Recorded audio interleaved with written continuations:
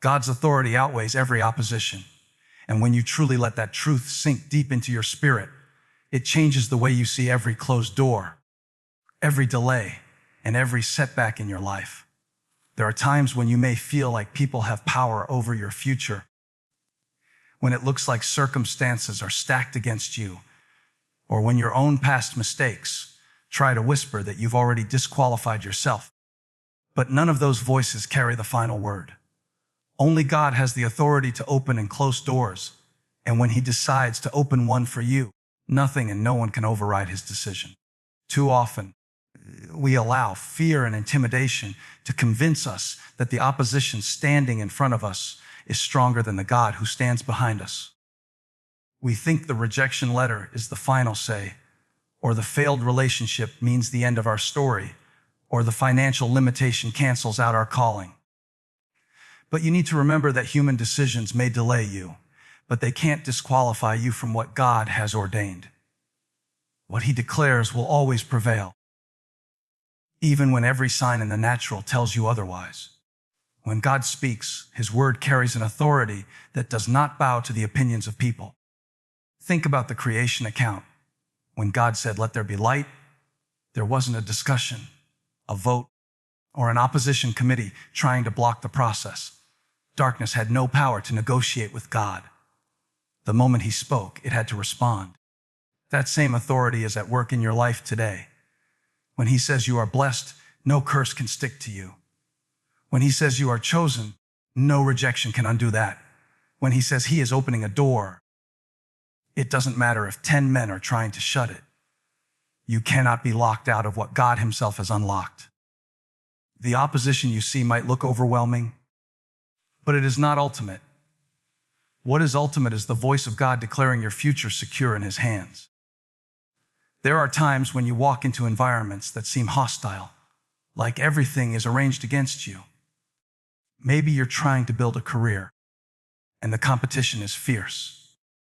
Maybe you're trying to heal from a broken season, and the enemy keeps sending reminders of your pain. Maybe you're trying to step into a calling, but fear and doubt won't stop knocking. It's in those moments you need to remind yourself that the authority of God is greater than the resistance of people, greater than the accusations of the enemy, greater than the weight of your own insecurities. He doesn't need to consult anyone's approval to bless you. He doesn't need permission from your boss, your critics, or your past to take you to the next level. His authority is final, and it is always working in your favor. Sometimes the reason you feel the pressure so strongly is because the enemy recognizes the door God has placed before you. He knows what's on the other side, so he will try to intimidate you into believing it won't open. That's why obstacles come. That's why doors sometimes look stuck. That's why delays happen, because there's a fight for your faith. But authority is not in the hands of the enemy. Authority is in the hands of the one who conquered death, hell, and the grave. If he had authority to roll away the stone that sealed the tomb, he has authority to roll away anything trying to block your breakthrough. You might feel powerless in yourself, but you are never powerless when you are aligned with God's word. His authority flows through his promises, and when you stand on those promises, you stand on a foundation that cannot be shaken. Think about it this way. People may sit in positions of influence, but influence is not the same as authority. Someone may influence your circumstances for a season, but only God holds authority over your destiny. The promotion you're waiting for, the relationship you've been praying about, the healing you've been believing for, all of it is under his control. He is not intimidated by the size of the challenge, the length of the wait, or the strength of the opposition. His authority is not measured by what you can see. It is measured by what he has already decreed in eternity.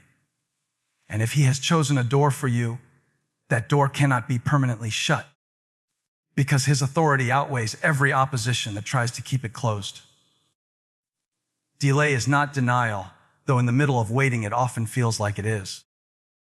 When you pray for something and it doesn't happen right away, when you work hard and the breakthrough still seems far away, When you believe with all your heart and yet the circumstances remain unchanged, the natural temptation is to conclude that maybe God said no. Maybe you missed your chance. Maybe it's never going to happen for you. But waiting is not the same as being rejected, and delay is not evidence that God has abandoned you. In fact, delay is often one of God's greatest tools to prepare you for the very thing you've been asking Him for. Just because it hasn't happened yet doesn't mean it won't. And just because the door hasn't opened yet doesn't mean it isn't the right door. What feels like a pause may actually be God's perfect timing protecting you from stepping into something too soon. So often we measure God's faithfulness by how quickly He answers, but His perspective is eternal while ours is momentary. He sees the beginning from the end, while we only see the next step. A delay in your life might be the very thing that ensures your blessing doesn't become a burden. Think about someone who receives an opportunity before they are mature enough to handle it. What should have been a blessing ends up crushing them. God loves you too much to let that happen. Sometimes His waiting room is the most compassionate place He can put you. It doesn't mean you've been forgotten. It means you're being formed. That's why the waiting feels so uncomfortable. It's stretching you, shaping your faith, strengthening your endurance, and teaching you to trust His plan instead of your own timing. The human heart hates waiting because it wants control. We want to know when, how, and through whom God is going to do it. And when we don't get answers, we start doubting His intention. But delay is where faith is forged. It's in the gap between the promise and the fulfillment that you learn to hold on to God rather than the outcome. Abraham waited decades before holding Isaac in his arms. Joseph spent years in prison before stepping into his destiny as a ruler. David was anointed as king long before he ever sat on the throne. All of them lived through delays that felt like denials, but God was working in the waiting, building character and preparing the path. If they had judged God's faithfulness by their timeline, they would have missed the beauty of His process. In your life right now, there may be areas that feel painfully delayed. Maybe it's a dream that won't seem to take off, a healing that hasn't manifested yet, a relationship that hasn't appeared, or a breakthrough you've prayed for year after year. You might be tempted to give up, to assume it's not meant for you, to conclude that the closed door is a permanent one. But every delay has a divine purpose. Sometimes God is arranging the right people, aligning circumstances, or protecting you from unseen dangers. Sometimes He is strengthening your faith muscle so you can carry the weight of what's coming. And sometimes He is simply showing you that His ways are higher, His timing is better, and His process is wiser than yours. Delay also reveals what's truly in your heart.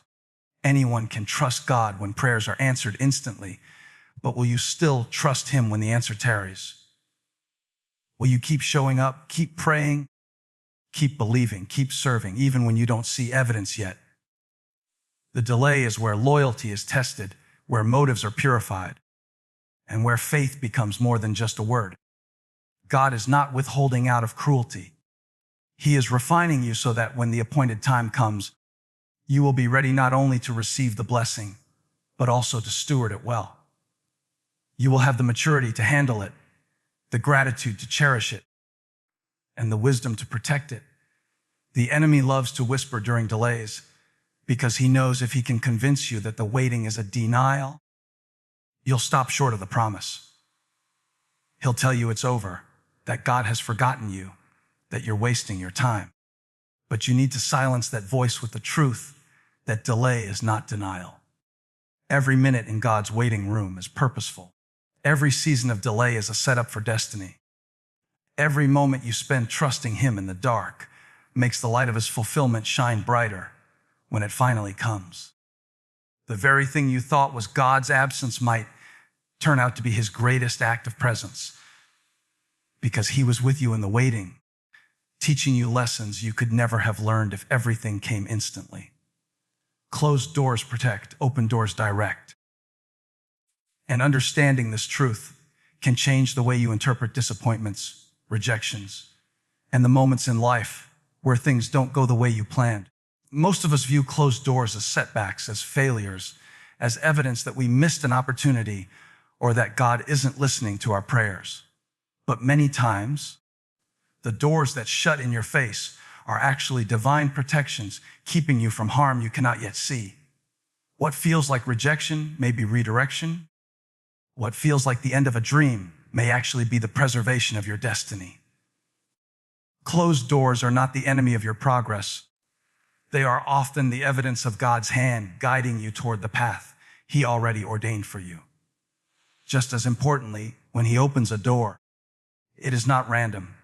It is intentional, it carries purpose, and it leads you into the direction that aligns with your calling. The challenge is that in the moment, it rarely feels like protection or direction.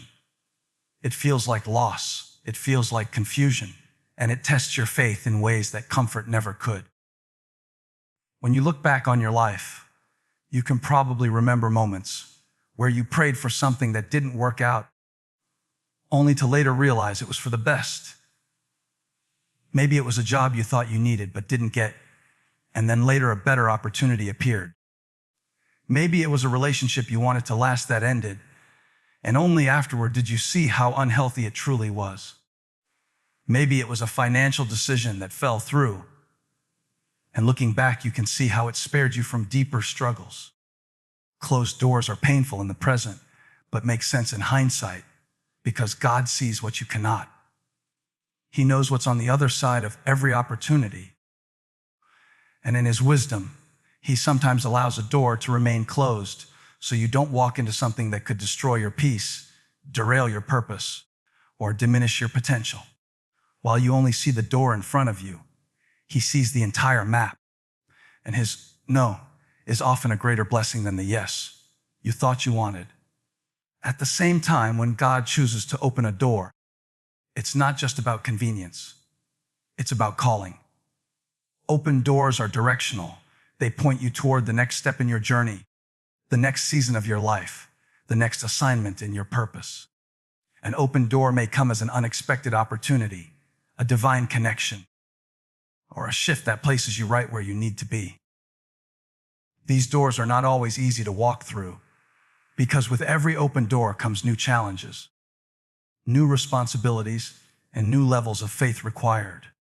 But the fact that God opens them means you are ready, even if you don't feel ready. He does not open doors to confuse you.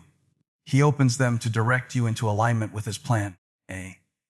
That's why it's so important not to try to force doors that He has closed or ignore doors that He has opened. Forcing a closed door can leave you drained and broken, while ignoring an open one can cause you to miss the very thing He has prepared. Closed doors and open doors work together in your life to guide you into God's perfect will. Think of them like guardrails on a highway. The closed doors keep you from veering off into dangerous paths, while the open doors point you forward in the right direction. Without both, you'd either end up stuck in detours or moving aimlessly without clarity. Closed doors often humble you, remind you of your dependence on God, and keep you from being distracted by what looks good but isn't good for you. Open doors remind you that His plan is active, that He is not finished with you, and that there is always more ahead. Together, they are not signs of God's absence, but of His active involvement in every detail of your journey. Sometimes the greatest struggle is learning to accept that closed doors are not punishment. We often internalize rejection, assuming it means we weren't good enough, we didn't pray hard enough, or we don't deserve better.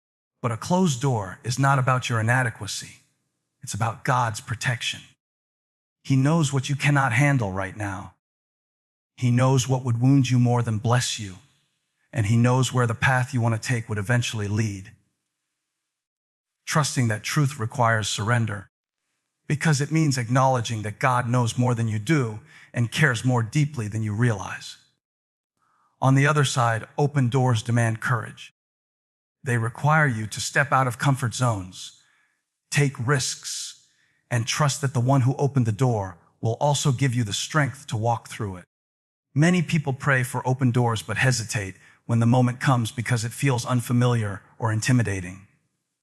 Yet open doors are not meant to be easy. They are meant to stretch you and push you into growth. When you hold these truths together, you begin to live with greater peace in the face of both rejection and opportunity. You stop fighting so hard to force what isn't working, and you stop hesitating when God places something new in front of you.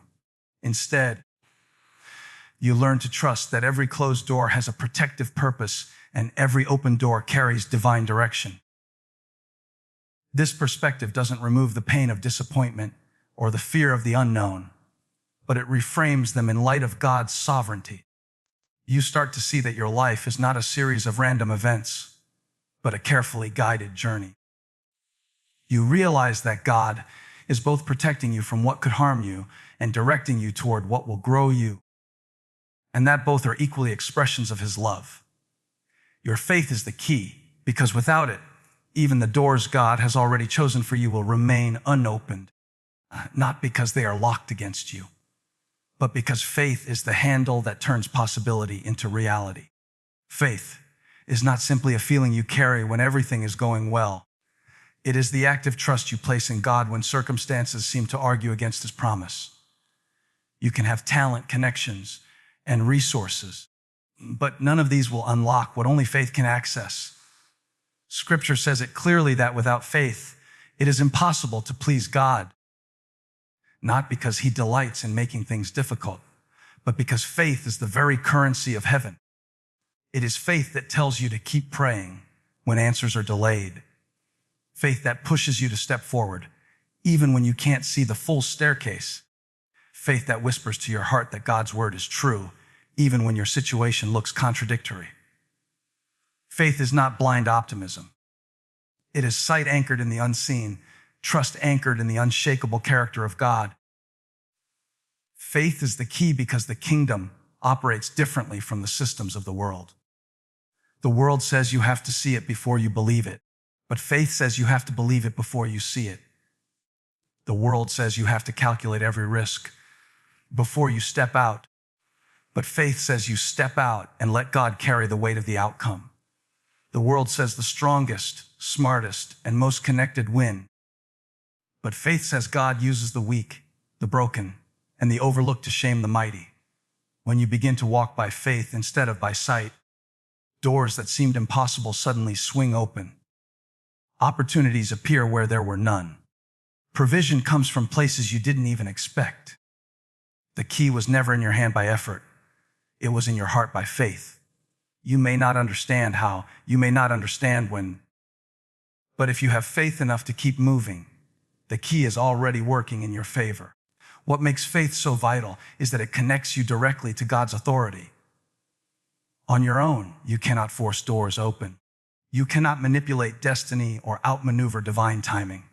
But faith taps into a higher power that supersedes every natural limitation. Think of the moments in the Bible where faith unlocked miracles. The woman with the issue of blood who simply believed that touching the hem of His garment would heal her. The Roman centurion who believed Jesus could heal with just a word. The blind man who cried out for mercy until his voice brought him into the presence of healing. None of them had the qualifications, resources, or influence to demand what they received. What they had was faith, and that faith became the key that unlocked supernatural doors. The same is true today. Your faith doesn't have to be perfect. It just has to be persistent, because even faith the size of a mustard seed can move mountains. Faith is also the key because it transforms how you respond to closed doors. Without faith, rejection feels final, delays feel unbearable, and obstacles feel immovable. But with faith, you can look at a closed door and believe there must be a better one God is preparing. With faith, you can stand in the waiting season and know it is working for your good. With faith, you can face opposition without crumbling, because you believe that if God is for you, no one can be against you. Faith changes your posture from panic to peace, from striving to surrender, from fear to boldness. It's not that you don't feel the weight of the situation, but your faith gives you the strength to keep walking. to keep trusting, to keep turning the key in prayer and perseverance until the door opens. At times, faith will feel costly because it requires you to release control. It asks you to act before you see evidence, to sow before you see a harvest, to forgive before you feel reconciliation, to praise before you see victory. Faith feels risky because it pushes you out of the safety of your own understanding and into the trust of God's sovereignty.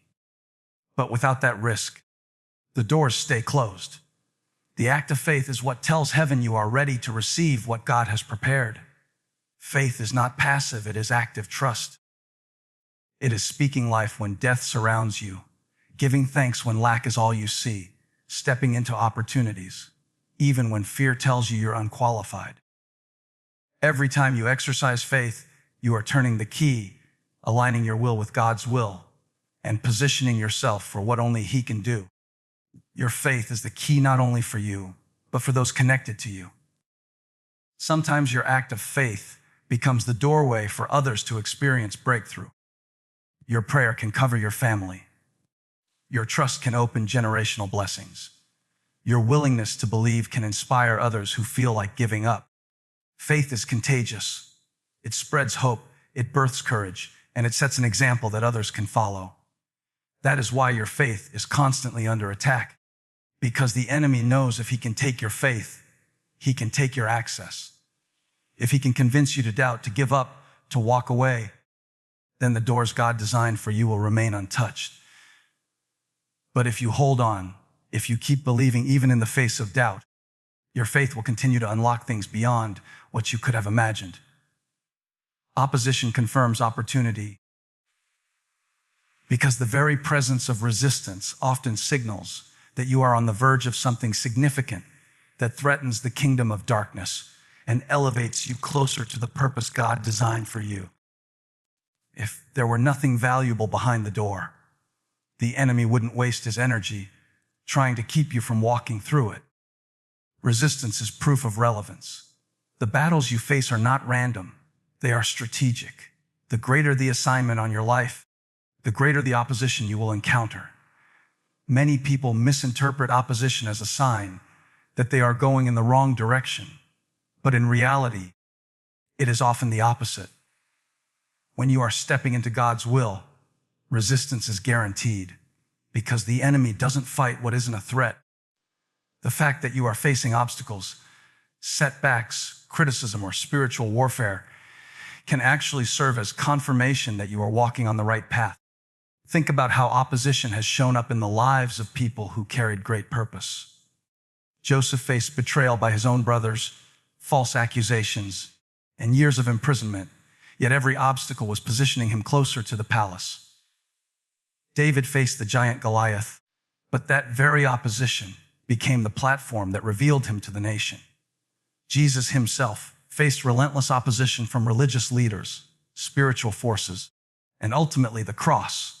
But through that resistance came resurrection and redemption for all humanity. In each case, the opposition wasn't a sign of God's absence. It was evidence of the opportunity being protected on the other side. Without the resistance, the opportunity wouldn't have been recognized. Without the pressure, the promise wouldn't have been fulfilled. Opposition often exposes the true magnitude of your calling. When you encounter struggles, it's easy to fall into self-pity and assume you're weak or forgotten.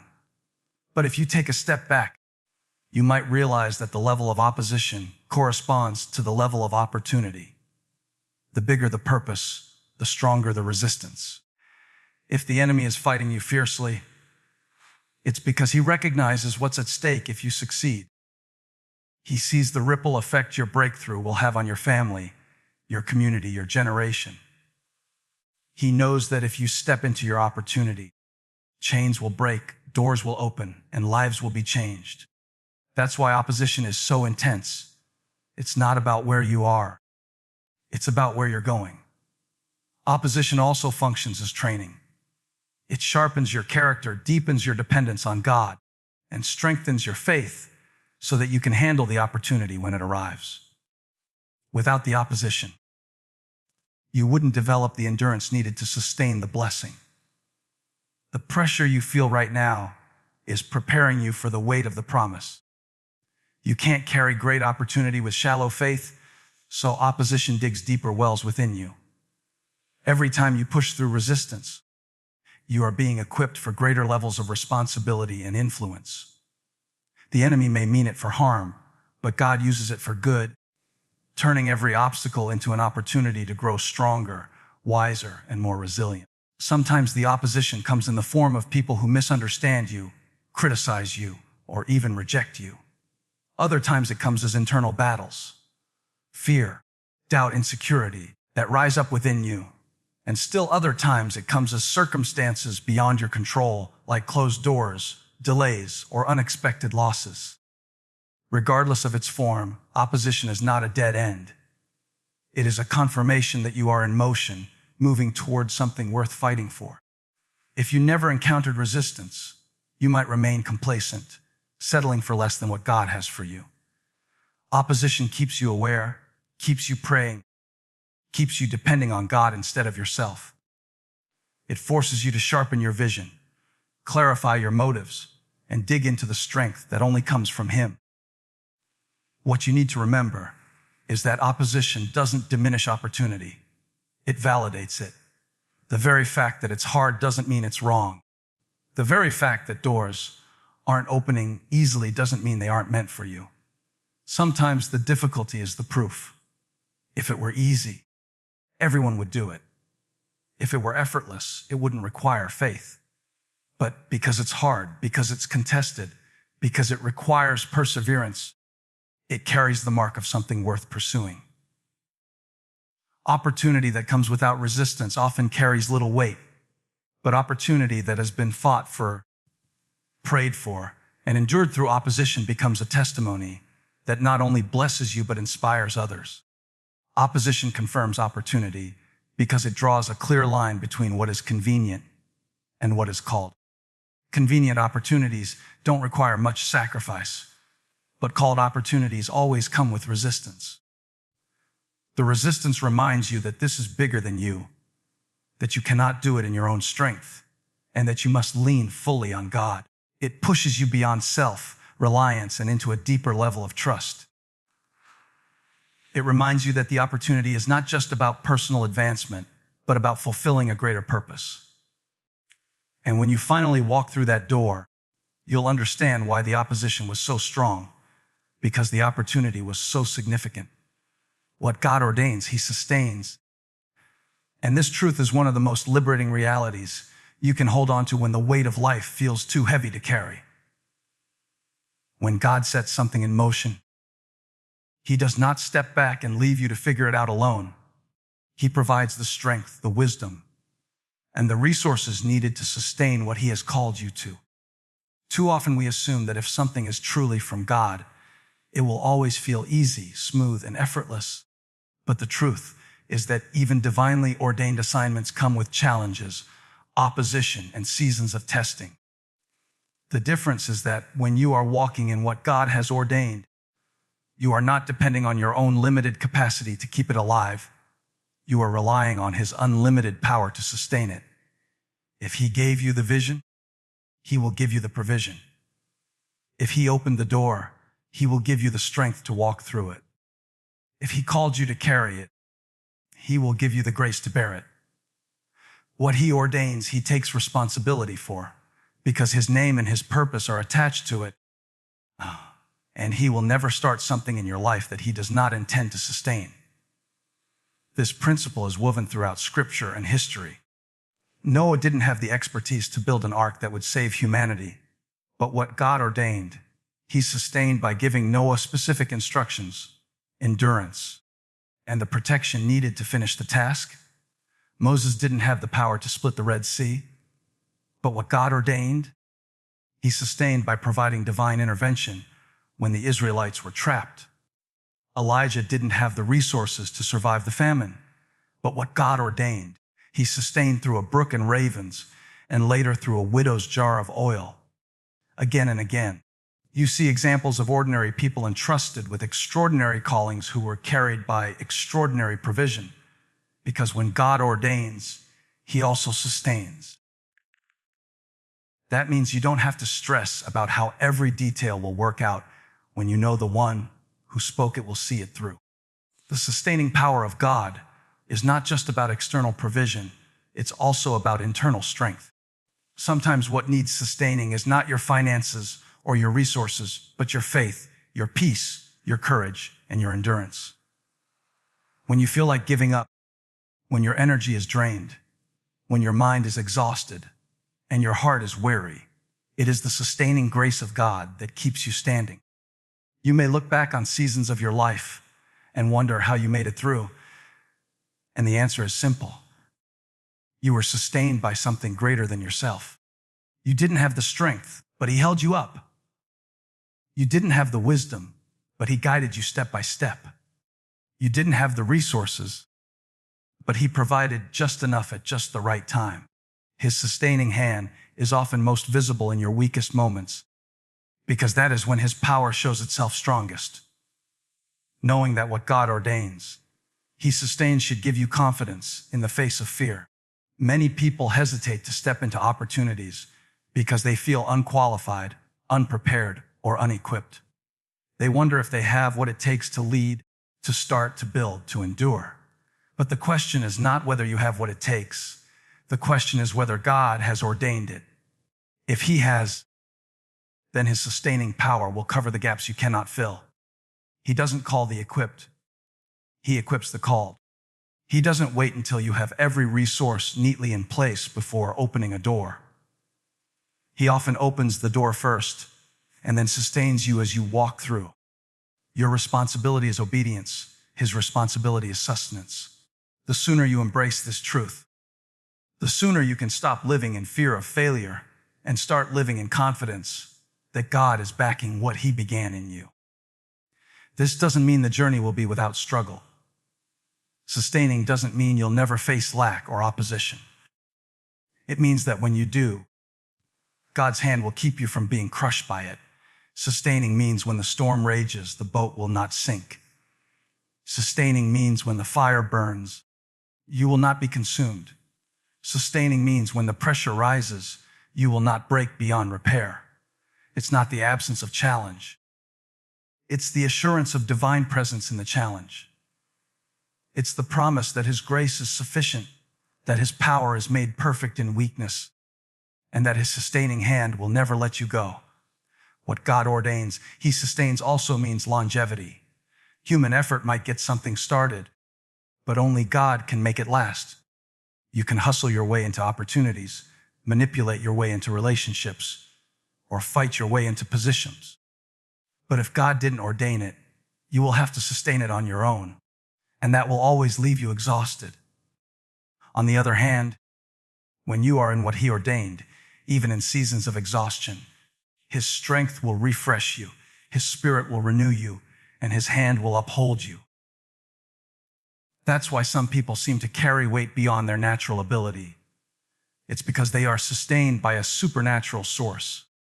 What God establishes has staying power, because His word does not return void and His purposes cannot fail.